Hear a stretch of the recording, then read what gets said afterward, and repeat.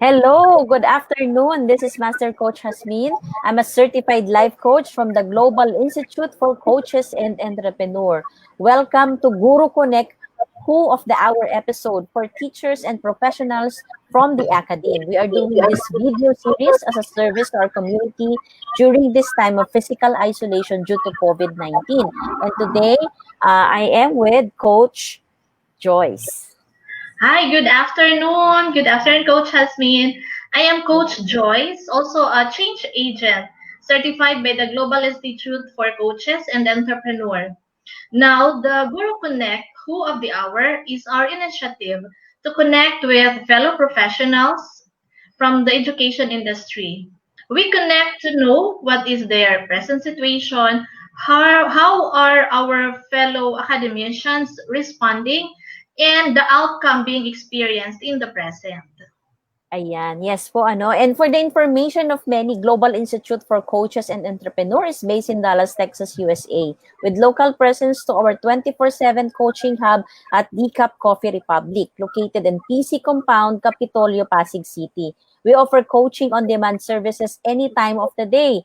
Just connect through 0917-586-1661 or visit our FB page, Life Coach Philippines. We also provide life coach certification classes for those interested to become a professional life coach like us. So moving on, Coach Joyce. Yes, moving on, I am so excited to introduce our Who of the Hour, my college classmate, who is now connected to Samar State University. So let me introduce to you our Who of the Hour, Dr. Edelyn Echapare from Samar State University. Ed, Yan, from please Hello, tell Samar. us more everyone. about you. Hello. Yep, yes. Please tell us more about you and your present situation. What are your experiences? How are you responding? And a lot more. Yes. Uh, I am Edelyn Oliverio Echapare, and assistant professor of Summer State University. I just I have just reinstated uh, to work from a 1 year study leave just to finish my doctoral degree. So currently, I was assigned to be the laboratory in charge in the analytical and biochemical laboratory here in our university, Summer State University. And then uh, currently we are, or our university president uh, requested us if we can formulate alcohol just to respond the scarcity and the overpricing of the alcohol. So since this is the problem of all of us, so we cannot say no. But since there is a shortage of supply of ethyl alcohol, the absolute ethyl alcohol, we tried to make an alternative, which is the hand sanitizer, which is a chlorine base, but it took us, me together with the other faculty researchers like Dr. Resi Mendanyo and our our research assistant Angelica Alcantara formulated this sanitizer. So it took us 2 days before we finally come up with the desired pH, uh, so that the sanitizer cannot irritate the skin, since we will be using the sanitizers oftentimes this time. So, di ba kasi chlorine po yun. Maka-irritate sa skin natin and can cause dryness. So, we put some additives on it to make it parang friendly naman sa ating skin, though we will be using it oftentimes.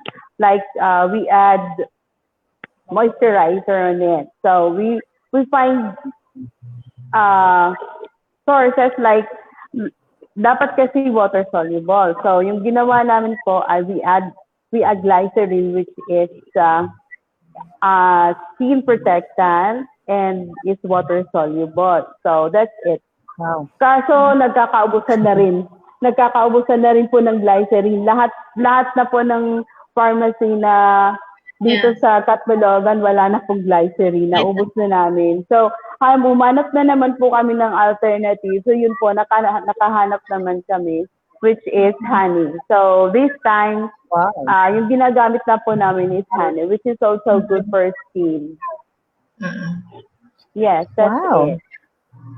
Very inspiring, ano? So you are volunteering right now to create a substitute for alcohol. Tama po ba, ano? Opo. While waiting for actually we fermented almost mga 100 gallons, but it would take us 10 to 15 days before we can harvest the ethyl alcohol and finally have it diluted and ready for distribution. So we are expecting within this week that we can harvest already the ethyl alcohol. Wow, amazing, Coach Joyce, ano? Yes, very interesting, very inspiring, and an indication that as teachers or academicians, we need not just stay inactive, because there are a lot of things that we can do to help, if not really the frontliner, but at least help the frontliners. So we are also fortunate. We are also fortunate that we have a supportive president, because actually she was the one who initiated this. Kumbaga, sumunod lang po kami sa utos niya. But we are happy that we made it. And yung lahat-lahat po, a total of 1,193 gallons has been already distributed to different barangays here in Catbalogan, and even outside Catbalogan ng mga towns, yung mga nearby towns, nag-a-avail din po sila. Yes, it's nice to see, Coach Joyce, na may ganito pala pong mga efforts there in Tacloban. Volunteerism. So, Doc Edelyn, where do you think is COVID-19 bringing us sa academe? Yes, pardon? Where do you think is COVID-19, or what is the positive impact is COVID-19 giving us or bringing to our industry? For me, ito yun, this is it. Bigla kami naka-invento ng ganito. So, kumbaga, this COVID-19 is also bringing us also positive impact, like bringing our best. Diba? Kasi hindi rin namin nakalain na magagawa namin to. We will reach this far. Imagine, ang dami na namin nabigyan. Tapos, pero all of us here in the laboratory are working together as one para ma-sustain namin yung pag-produce ng sanitizer at mabigyan namin lahat ng mga frontliners. So as of now, para refill na lang sila. Lumalabas ang creativity at innovations for bringing into reality. Yes po. Na meron talagang maggagawa ang academe sa mga panahon na ito. Tama, ano. And you are really, really a very important support para po sa mga frontliners natin, because if they do not have this disinfectant, diba? So sobrang prone ka talaga doon sa virus, Coach Joyce, ano. So is there anything more po that you like to ask kay Doc Edelyn? Doc Edelyn, you're also a mother, right? Yes. A mother of three. A mother of three. So how do you deal personally? How do you deal with the call of your work and also motherhood? Especially times when kids are all at home. Yeah, they're at home with their grandmother and grandfather, but they're not here in Catbalogan. I sent them to ResearcherSamar, where my parents are residing. So for me, they're safe there. Okay lang ako, basta okay sila, kahit di ko sila nakikita. But if I find parang time na makamusta sila, kinakamusta din kahit pa paano. Wow, grabe po ang service po ninyo. Nung first week of the mass production of the sanitizer, wala talaga kaming break time. Up to we stay here up to 10 p.m. and then we started 7 a.m. up and stay up to 10 p.m. and then even Saturday nagtatrabaho po kami. Pero this time may ano na din po, may break time. Saan po kayo Saturday and natutulog? Sunday. Saan po kayo umuuwi pa po kayo or meron na kayong tinutulugan po din diyan? Sa school. Actually, may bahay po kami dito sa Catbalogan, but my kids are in ResearcherSamar, so every weekend I went there. Nagta-travel po talaga. Salamat naman dito sa special pass ko. Oo. Okay. Hindi naman po ako binahihirapan ng mga ano natin dyan, gentlemen na nagbabantay dun sa mga mga checkpoint. Mga checkpoint. Kaya Salamat sa nakakapunta pa rin kanila. po kayo. Yes. We really thank you. Opo. Thank you po talaga kasi talagang you are sacrificing, 'di ba, yung time ninyo. You're supposed to be with your family at this time but you choose to create that Opo. disinfectant to support our frontliners po ano. Oo. So how do you respond po? Ano po ang kayo po personally, yes, yan po yung ginagawa niyo po ngayon. You were called to do that at this certain time. Pero kayo po, how do you respond to these challenges right now? Personally. Well, here in the laboratory, we keep ourselves protected. We wear this. Hindi nag-ano lang ako nagtanggal because for this interview we wear masks also to protect ourselves. Opo. Tapos we also observe here, though we are working here, ilan ba tayo? We are all in all 8 here in the laboratory, but we observe social distancing. Doc So Edelyn, ino-observe pa din. Opo. are you handling students now? Do you have class? I mean, are you teaching pa? You have, they call that, teaching units pa? Or you Yes. ka na talaga? Opo. Kasi Do you nung have mag-reinstate ako, binigyan ako ng teaching load na 9 units lahat. And then, but, di ba, this happened. Actually, nung una, hindi pa makapag-decide kung ano. Kasi, pero, it has been decided that the class is suspended. But we were able to have this commitment form in which we were going to stipulate there what are we going to do in terms of instruction, research, and extension services, or parang accreditation documents, or what shall we do while we are staying at home, expecting that I will really stay at home, pero hindi rin pala. So, yun. We tried,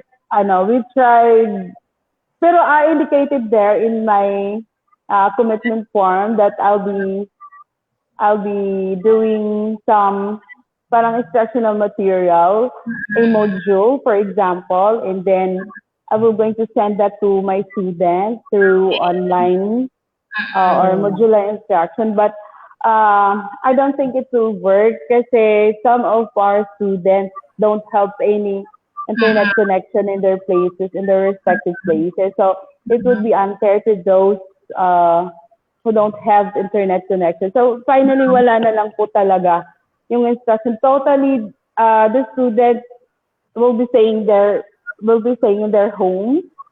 And at least from time to time, yung mga ma-reach lang, binibigyan din naman ng mga reminders through messenger, like that.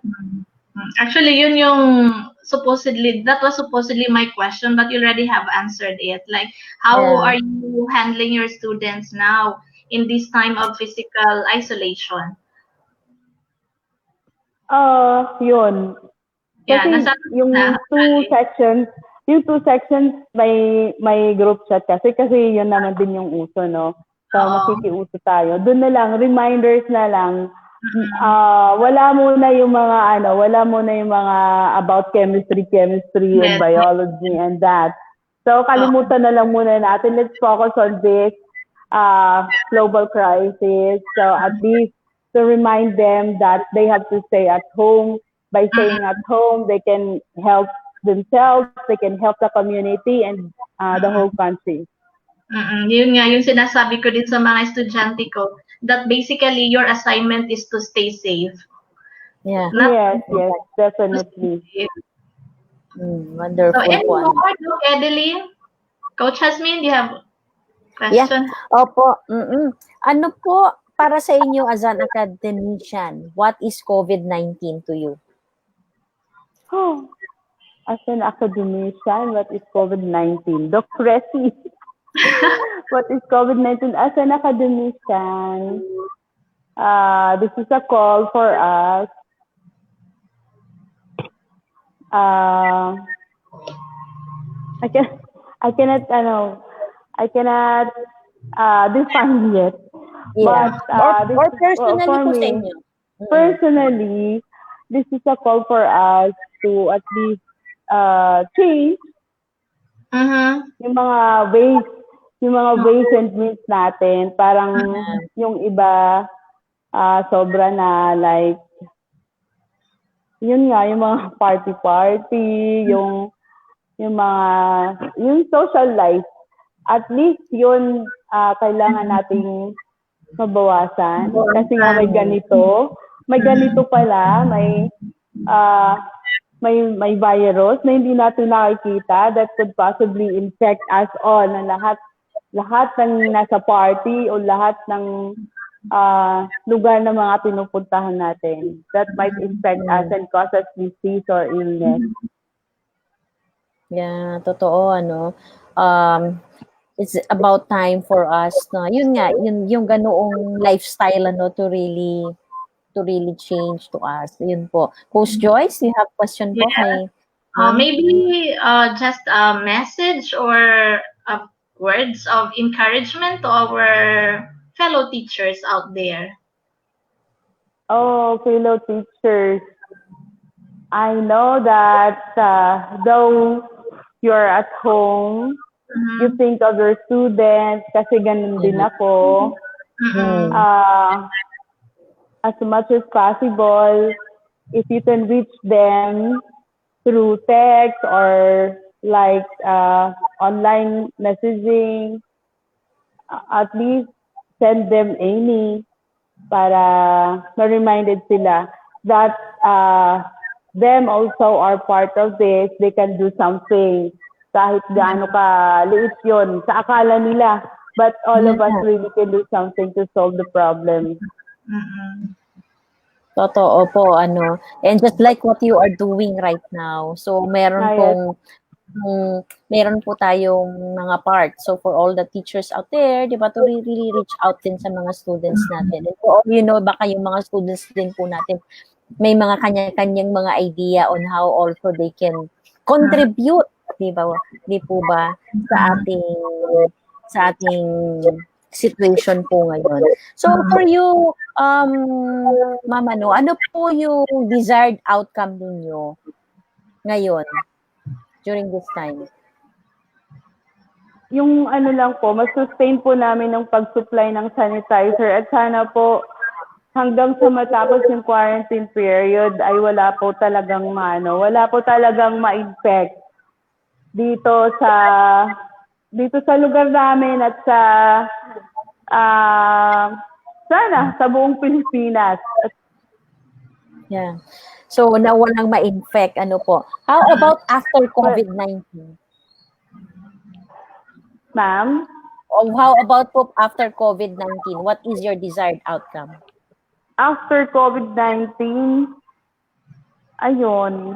after COVID-19, kita-kits na naman with the students, share ng mga experience, what are the things that we've learned from this crisis, and learn from it. Learn from every experience that each one of us has. Wonderful. Opo. Coach Joyce, we still have, ano pa naman po, 5 minutes. Yes. So I'm just wondering, Doc Edelyn, saan ka humuhugot ng lakas? Where do you get your motivation, your Yes, tama. strength to do all that you do for your children and for your work, for your profession? Yeah. Well, this is timely kasi inline siya sa profession natin, Doc Joyce, Yes. for biology. Parang this is timely, so dapat I can do something. Tapos nagkataon din naman na yun din yung gusto ng president namin. And then ganun lang po, if I cannot save the whole world, at least, or if I cannot save the whole world, if I cannot save the whole country, at least dito sa community namin. Yun Yeah. po. Nakaupo, nakaka-touch naman po yun, ano.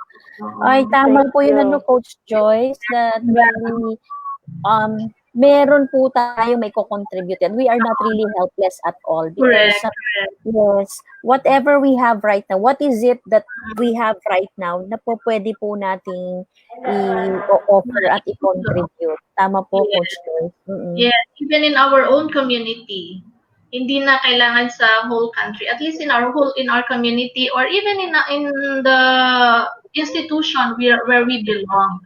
At least we also get Yes. involved and take responsibility. Actually, dito sa SSU po, nakaka-inspire din po kasi not just the analytical and biochemical laboratory is doing something, same as the other laboratory, like in the fabrication laboratory, that they are making this and they are giving this to frontliners also. Galing. Yes. Naalala ko tuloy yung sinabi last Saturday, I think. Yan, galing. Ganda po. Na-interview namin si Vice Mayor ng Tacloban, and he's mentioned about he is being strengthened and motivated by the people, the private sector na nagko-contribute po, ano, Coach Joyce. Ito po yung sinasabi niya na tumutulong din po yung mga mamamayan, mga Taclobanon sa hindi lang nila inaantay po yung government, tama po, to do their part, but also the people are doing their part, sharing what they have right now. So kagaya niyan, yung disinfectant, yan pong, anong pong tawag dyan? Face shield. Yung face shield. So those are all coming from, from the people. Hindi and I think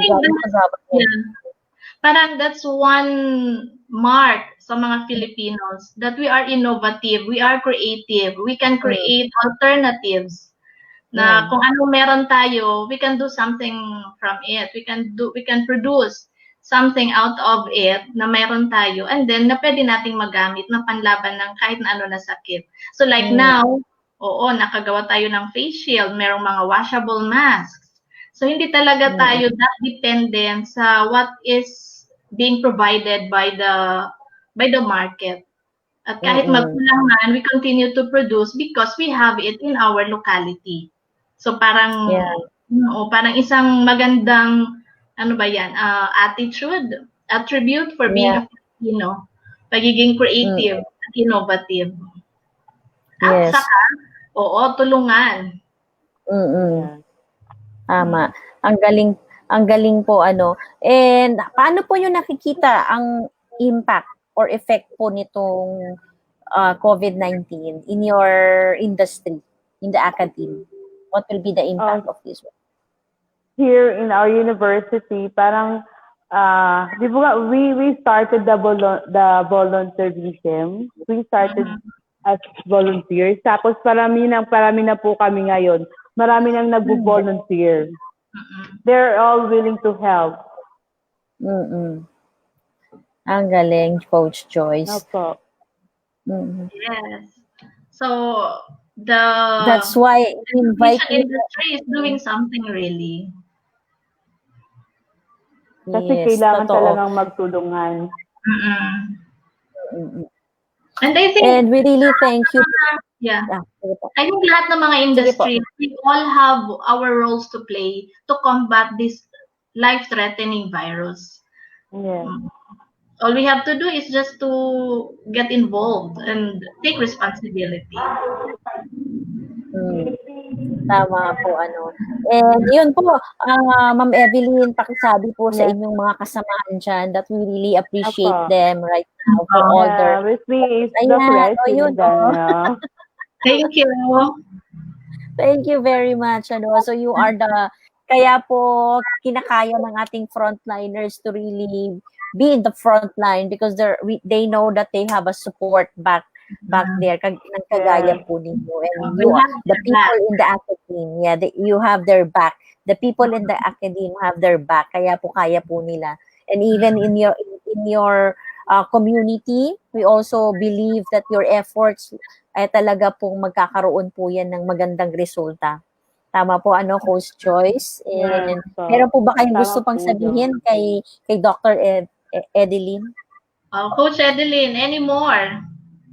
Any more to say? I don't know. I don't know anymore what to say. But, Personally, what do you have in mind? Like, I'm just happy for this opportunity kasi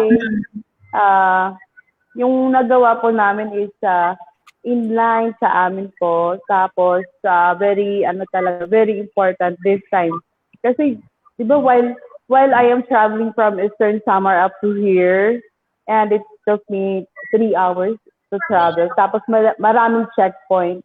Tapos yung mga checkpoint, wala man lang silang hand sanitizer, ganon. So, I bring with me 20 gallons. So, lahat ng yun dinonate ko sa bawat checkpoint na sinicheck ako. Tapos, wala na silang sinasabi, wala silang masyadong interview. Nagpapasalamat na lang sila. And their words of gratitude is parang solved na talaga kami doon. Solved ako doon. Oo, naubos lahat ng 20 gallons na dala ko. Yeah, sulit po yung pagod po ninyo at puyat ninyo at gutom nyo minsan, ano. When you see their sulit happiness. po. Tapos yung marami na din kami marami nang nag-sponsors, gano'n. May mga nagbibigay sa amin ng pagkain, supply ng food. Wow. Nakaka-inspire din po yun. Salamat po dun sa mga taong nag-response din. Wow, Coach Joyce. We are seeing a shift here, ano, of the effect of coronavirus, ano. So iba yung nangyayari in our in our community. In our wonderful.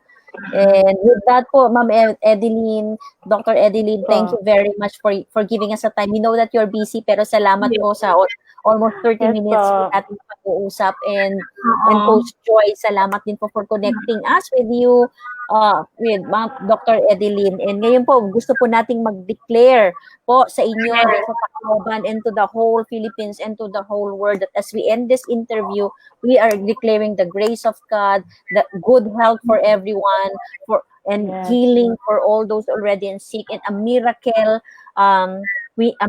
cure and provision para po sa lahat po ng may mga pangangailangan ngayon. Ayun, we declare it, Lord. At with that po, salamat po, and ituturo po namin sa inyo ang love bomb boom. So instead of spreading the virus, we are spreading the love. Ayan. Coach Joyce, paano po ba yun? So we put the heart, we form a heart, Doc Edelyn. Yes, love, bomb, boom. So spread. Okay. By the way, thank you. May I take this opportunity, Coach Jasmine, to thank Doc Edelyn. Thank you for sharing your thoughts and sharing your heart. Salamat din po. Thank you. Thank you. So let's do the love bomb boom. Yeah. 1, 2, 3. Love bomb boom. Again. Okay, sige po. What was that, love? Bomb. Love. Bomb. Bomb. Bomba. Bomb. Mm-mm. Okay. And then boom. Oh, Okay. here you go. Okay. Love, bomb, Love. Bomb. uh, boom. Boom. Thank you. Yeah. Thank you po. All Yeah. right. Thank you, Jan.